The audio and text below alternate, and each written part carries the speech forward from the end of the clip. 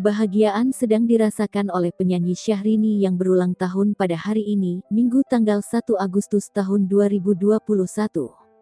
Istri Reino Barak itu kini menginjak usia 39 tahun.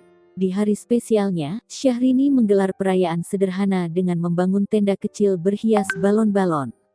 Seperti terlihat di unggahan Instagramnya, Minggu tanggal 1 Agustus tahun 2021. Pelantun lagu "Sesuatu Itu" duduk cantik di tenda.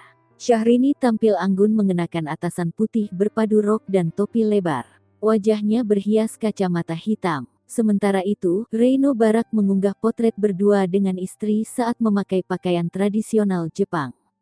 Syahrini bermake up tebal yang membuat pangling. Pada caption unggahannya, Reino Barak menuliskan kalimat romantis. "Selamat ulang tahun cintaku. Semoga semua keinginan hatimu menjadi kenyataan.